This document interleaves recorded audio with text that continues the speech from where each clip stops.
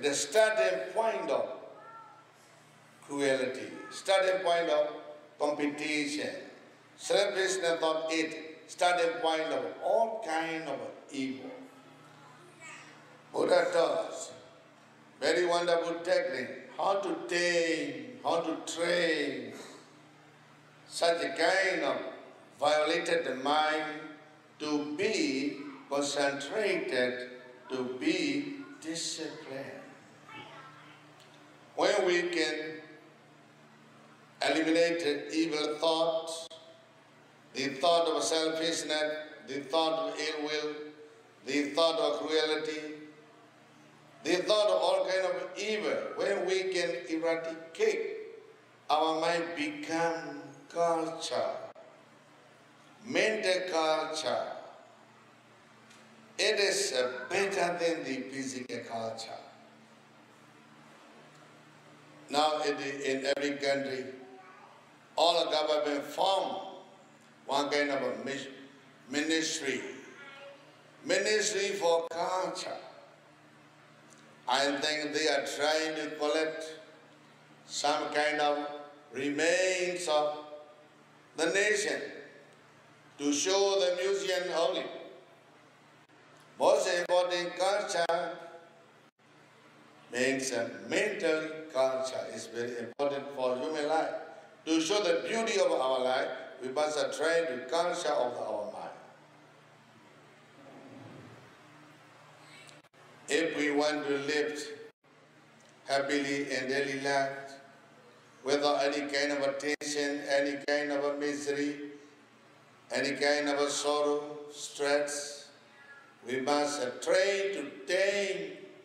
We must try to tame our mind. According to the Buddha's teaching, this is samadhi or concentration. This is technique to establish the concentration of mental culture. Also, neither religion nor any kind of ism, but a technique how to raise, how to live standard of mentality of mankind.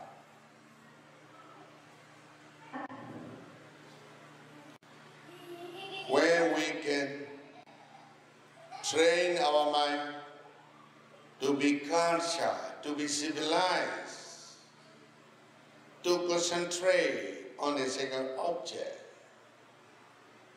we can become righteous person. Even the thought of selfishness, the thought of cruelty, the thought of all kind of evil has gone mentally culture. At the highest stage in Buddha's teaching, Panya. Panya means understand in detail within ourselves, from feet to head. Now everybody going to the many kinds of many stages of the school to learn their education, primary school, elementary school, high school, colleges, university, etc. Learning the education, endless education, they are learning. Today I would like to say, as all of my dear brothers and sisters, please try to learn your education within yourself. Learning the education outside world, it is not real education, actual education, complete education, but it is a superficial education. Learning the education in external world cannot survive your whole of life, cannot stabilize your whole of the life, cannot purify your whole of the life, cannot liberate your bondage of the life. But learning internal education is very wonderful, very powerful. This internal education can survive totally, can stabilize it totally in your life, can establish the peace of your life totally within yourself. So to survive peacefully, to stabilize permanently in your life, we should learn within ourselves our highest education system.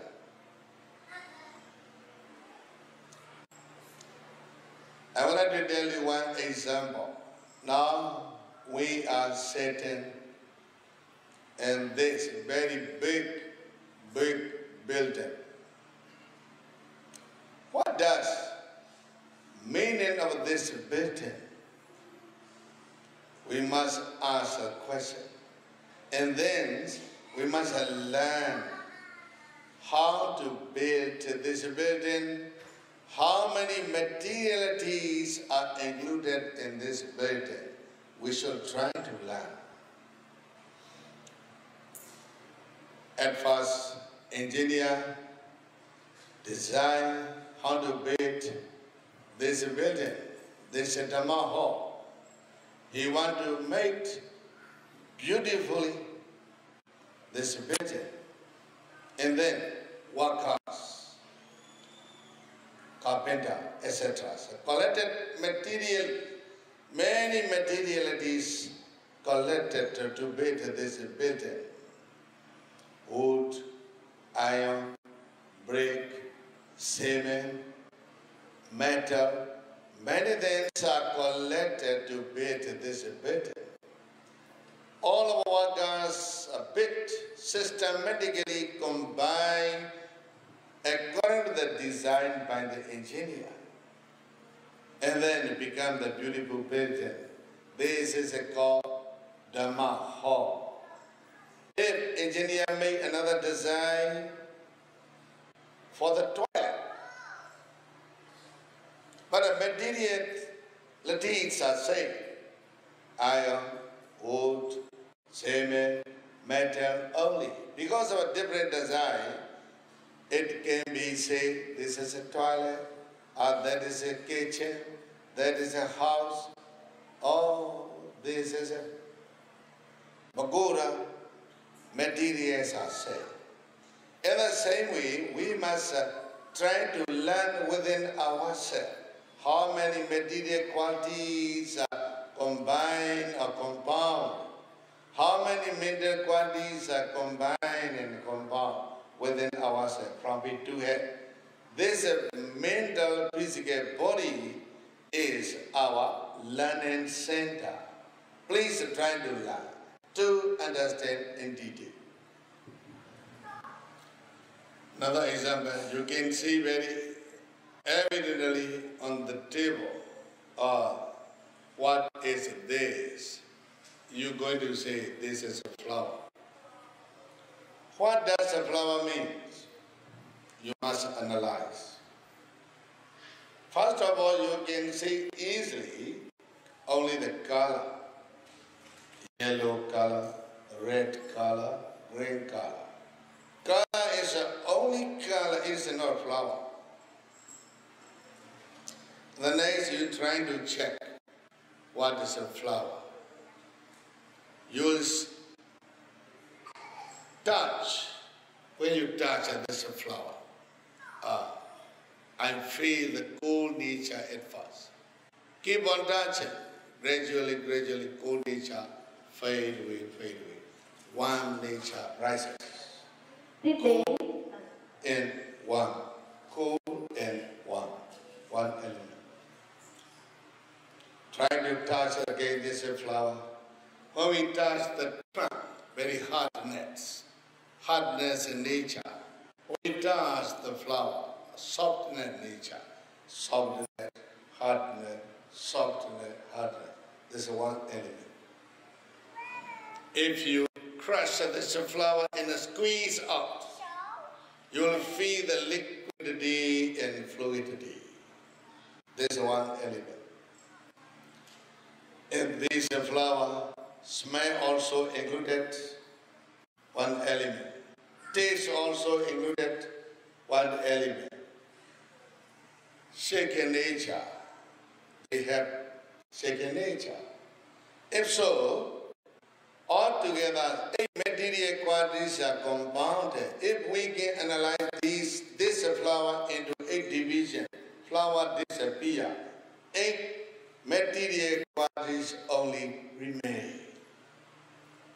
But in daily life, all of people are saying, this is a rosy flower, this is a lotus flower, this is a sunflower, etc.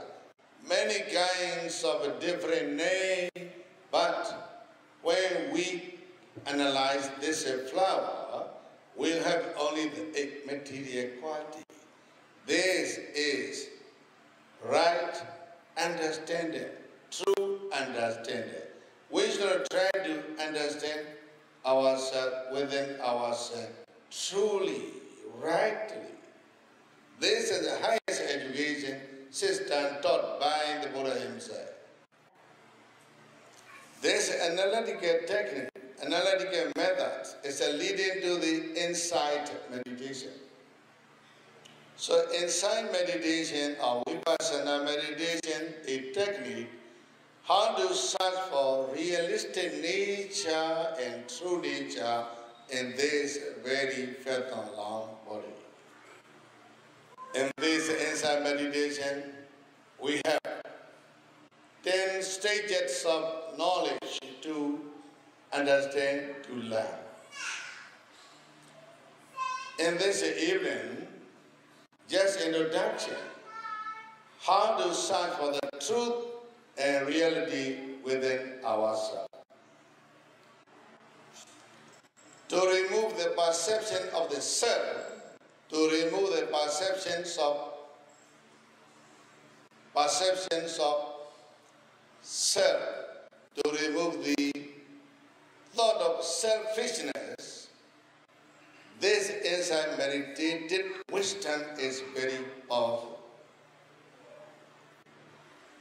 By the power of this education system, we can remove the thought of ill will, the thought of cruelty, the thought of selfishness. We can eradicate totally all kind of impurity from our heart. We can purify our life. When we can understand the truth within ourselves, when we can purify ourselves by the power of this education system, we can become noble person or noble stage. So, within 45 years, what the Buddha taught, he taught only the Dhamma.